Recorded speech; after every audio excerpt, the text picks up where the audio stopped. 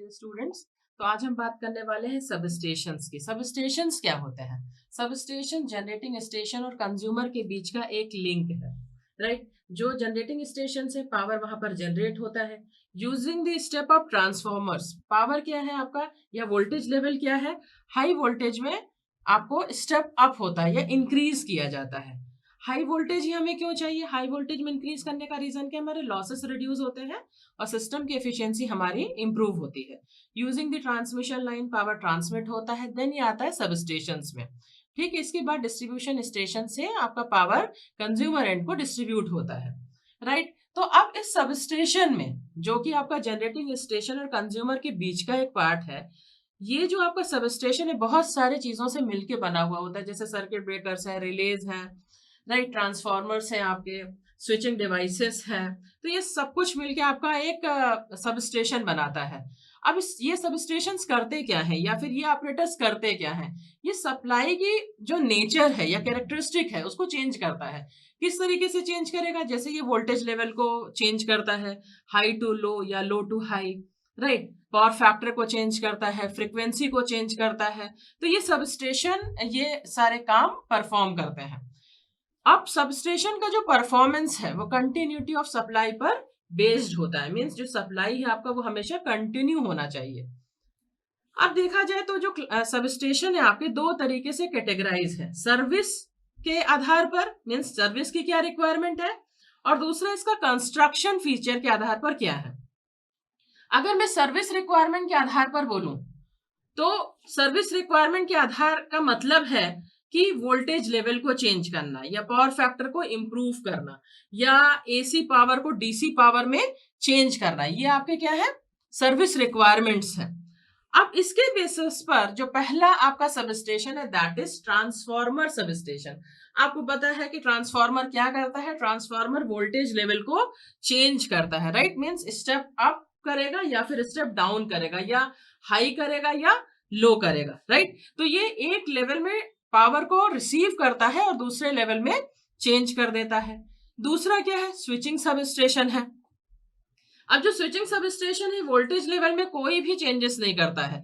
ये क्या करते हैं? अगर सबस्टेशन में हमें स्विचिंग परफॉर्मेंस करना है तो ये सबस्टेशन में स्विचिंग परफॉर्मेंस क्रिएट करता है या स्विचिंग परफॉर्मेंस को परफॉर्म करता है। नेक्स्ट है आपका पावर फैक्टर करेक्शन सबस्टेशन। अब नाम से ही क्लियर है, ये पावर फैक्टर में करेक्शंस करता है, राइट? पावर फैक्टर को इंप्रूव करने का काम करता है और ये जनरली आपके रिसीविंग एंड में इंस्टॉल होते हैं। जो ट्रांसमिशन लाइन का जो रिसीविंग एंड है वहां पर इसे हम इंस्टॉल करते हैं। और पावर फैक्टर को इंप्रूव करने के लिए यहां पर हम सिंक्रोनस कंडेंसर्स यूज करते हैं। क्लियर है? इसके बाद है आपका फ्रीक्वेंसी चेंजर सबस्टेशन। अब अगेन आपको नाम से ही यहाँ पे क्लियर है, ये क्या कर रहा है? फ्रीक्वेंसी में चेंज कर रहा है। फ्रीक्वेंसी में चेंज कहां पर हो सकता है? अगर हमारे बल्क पावर ट्रांसमिशन है, जैसे आपका इंडस्ट्रीज है, वहां पर हमें फ्रीक्वेंसी में चेंजेस करने हैं, तो ये आपका फ्रीक्वेंसी में चेंज, इस तरीके के सबस्टेशन को हम इंस्टॉल करते हैं जहां पर हम फ्रीक्वेंसी में चेंजेस कर सकते हैं। Next is converting substation. Again convert करता है, तो कन्वर्ट किसको करेगा? ये सप्लाई को कन्वर्ट करेगा या एसी पावर को डीसी पावर में। जनरली हम लोग का जो जनरेशन है पावर प्लांट में, जो सप्लाई हमारी जनरेट हो रही है that is AC in nature. अब अगर हमें डीसी की रिक्वायरमेंट है, जैसे अगर हमें ट्रैक्शन में जरूरत है, इलेक्ट्रोप्लेटिंग में जरूरत है, या फिर वेल्डिंग में अगर हमें जरूरत है, तो हम किस तरीके का ट्रांसफॉर्म या हम लोग किस तरीके का सबस्टेशन यूज करेंगे? कन्वर्टिंग सबस्टेशंस यूज करते हैं, जो कि एसी पावर को डीसी पावर में चेंज करता है। Next is industrial substation. अब इंडस्ट्रियल सबस्टेशन क्या होते हैं? जो इंडस्ट्रीज को पावर सप्लाई करते हैं, राइट? जैसे आपका प्राइमरी डिस्ट्रीब्यूशन की अगर मैं बात करूं, तो प्राइमरी डिस्ट्रीब्यूशन के केस में किसी भी तरीके का हम डिस्ट्रीब्यूटर वगैरह यूज नहीं करते हैं, डायरेक्टली फीडर की मदद से हाई वोल्टेज पावर को इंडस्ट्रीज में सप्लाई कर देते हैं। तो इस टास्क को परफॉर्म करने वाला जो पॉइंट है, जो लोकेशन है आपका, उसको हम क्या बोलते हैं? इंडस्ट्रियल सबस्टेशन बोलेंगे। क्लियर? तो ये आपके सर्विस रिक्वायरमेंट के बेसिस पर हो गए सारे के सारे क्लासिफिकेशन। अब अगर मैं बात करूं कंस्ट्रक्शनल वाइज, कंस्ट्रक्शनल वाइज बात करूं तो एक सब स्टेशन में अगेन मैंने आपको बताया कि कुछ सर्किट ब्रेकर्स होते हैं, स्विचेस होते हैं, फ्यूजेस हैं, बहुत सारे आपके मेजरिंग इंस्ट्रूमेंट हैं, ये सब मिलके आपका एक सब स्टेशन बनाता है। और ये सब मेक श्योर करते हैं कि जो आपका रिलायबिलिटी है सिस्टम की या सर्विसेज जो आप प्रोवाइड कर रहे हैं, that should be always reliable and efficient. ठीक है, तो कंस्ट्रक्शन के बेसिस पर अगर मैं बात करूं तो कंस्ट्रक्शन वाइज जो पहला सब स्टेशन आता है that is indoor sub station. जो इंडोर सब स्टेशन होते हैं वो लो वोल्टेज के लिए होते हैं, मींस अप टू 11 केवी के लिए, राइट। अगर हमारे पास में जगह की कमी है या फिर हमको लो वोल्टेज का, अगर हमें कोई एक सब स्टेशन बनाना है जहां पर हमारे पास में कुछ इकोनॉमिक कंस्ट्रेंट है, तो हम इंडोर सब स्टेशन बना सकते हैं। इंडोर, ये इंस्टॉलेशन इसका इंडोर फॉर्म में होगा, राइट। कई बार इसको हम 66 केवी तक भी यूज करते हैं जब हमारा कुछ एनवायरनमेंट में पॉल्यूशन है या फिर कुछ अगर हमारे पास में ऐसी कुछ समस्याएं हैं तो हम इसे 66 केवी तक भी यूज करते हैं। आउटडोर सब स्टेशन क्या है? आउटडोर सब स्टेशन नाम से ही क्लियर है, ये बाहर इंस्टॉल किए जाते हैं, मींस जो खुले एरियाज में इनको इंस्टॉल किया जाता है। इनका जो वोल्टेज लेवल होगा दैट इज 66 केवी के लिए। अब इंडोर सब स्टेशन में क्या प्रॉब्लम है? अगर मैं इंडोर सब स्टेशन की बात करूं तो जितने भी कंडक्टर्स हैं या फिर आपके जो अगर हमें कुछ आपको पोल्स वहां पे देने हैं या फिर स्विचिंग डिवाइसेस आपको देने हैं, तो वहां पर क्या होगा कि इन सभी कंडक्टर्स के बीच में, स्विचिंग डिवाइसेस के बीच में सर्किट ब्रेकर्स रखे हुए, तो इन सभी के बीच में अगर मैं हाई वोल्टेज की बात करूं तो डिस्टेंस देना पड़ता है। तो क्लियरेंस की कमी इंडोर सब स्टेशन में होती है क्योंकि वहां जगह कम है। तो जब हमारा वोल्टेज लेवल इंक्रीज होने लगता है तो उस टाइम पे हम इंडोर सब स्टेशन को प्रेफर नहीं करते हैं, जहां पर हमें स्पेस की रिक्वायरमेंट है या फिर हमें ज्यादा स्पेस की रिक्वायरमेंट है। उस टाइम पे इंडोर सब स्टेशन हमारे काम नहीं आते। उस टाइम पे जो हम सब स्टेशन यूज करते हैं that is outdoor sub station, right. इसके बाद आता है आपका अंडरग्राउंड सब स्टेशन।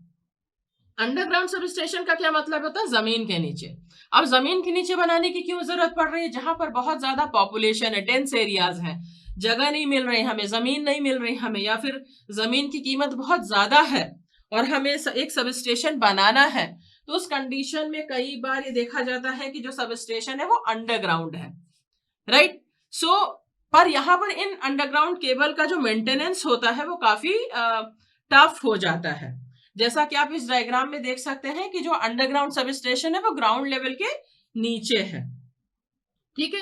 नेक्स्ट आपका सब स्टेशन क्या है? पोल माउंटेड। पोल माउंटेड का मतलब क्या है? जैसा कि आप इस डायग्राम में देख रहे हैं, ये एक तरीके का पोल माउंटेड सब स्टेशन है। पोल में आपका ट्रांसफॉर्मर लगा हुआ है, ठीक है। ये जो आपका पोल है वो एच पोल हो सकता है या फिर 4 पोल टाइप कंस्ट्रक्शन आपका हो सकता है। इसका जो वोल्टेज लेवल होता है दैट इज ओनली 11 केवी और 33 केवी, पर इससे ज्यादा ये नहीं हो सकता है, ठीक है। अब मैंने बात किया था यहाँ पर ट्रांसफॉर्मर सबस्टेशन की, कि ट्रांसफॉर्मर सबस्टेशन क्या है? जहां पर आपके ट्रांसफॉर्मर्स यूज हो रहे हैं। अब अगेन जो ट्रांसफॉर्मर सबस्टेशन है जो कि वोल्टेज लेवल को एक लेवल से दूसरे लेवल में चेंज कर रहे हैं, वो आपके क्या है? ट्रांसफॉर्मर सबस्टेशन है, और ट्रांसफॉर्मर इसका मेन कंपोनेंट है। अब अगर ट्रांसफॉर्मर सबस्टेशन की बात की जाए, ट्रांसफॉर्मर सबस्टेशन का अगर मैं कैटेगरी की बात करूं तो अगेन जो ट्रांसफॉर्मर सबस्टेशन है कई तरीके से कैटेगराइज है। मेनली 4 टाइप्स के हैं ये, जिसमें कि पहला है आपका स्टेप अप सब स्टेशन। जैसा कि आप इस डायग्राम में देखिए, आपका एक जनरेटिंग स्टेशन है, उसके बाद में आपका एक स्टेप अप सब स्टेशन है।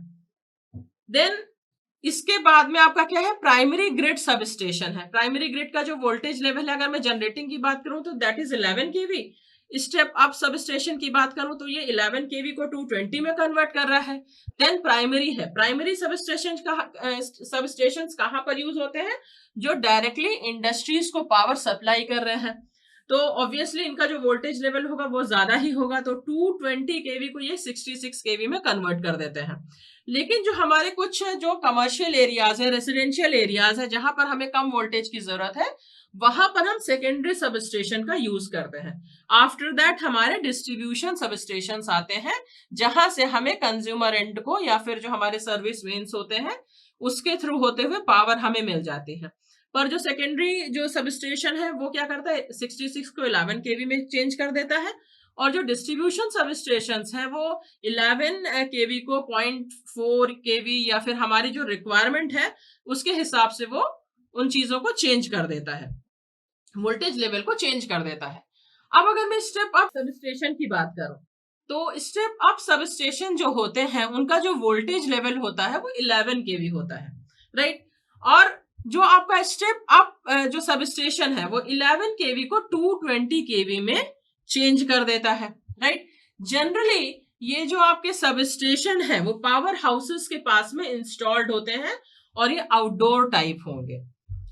अब अगर मैं प्राइमरी ग्रिड सबस्टेशन की बात करूं, तो प्राइमरी ग्रिड सबस्टेशन क्या है कि जो आपका स्टेप अप से जो आपको वोल्टेज मिल रहा है, जो इलेक्ट्रिकल पावर मिल रहा है 220 केवी पर, is transmitted by 3 phase 3 wire overhead system to the borders of the city, ठीक है ना। एक पॉइंट पर वो पहुंचा देगा जहां पर हमें हमारी जो रिक्वायरमेंट है वो क्या है, एक कंज्यूमर एंड की नहीं है, पर यहाँ पर आपके इंडस्ट्रीज हो सकते हैं या फिर एक पर्टिकुलर पॉइंट जहां पर उस वोल्टेज को वो 220 केवी को क्या कर रहा है 66 केवी तक रिड्यूस करके एक पॉइंट तक पहुंचा रहा है।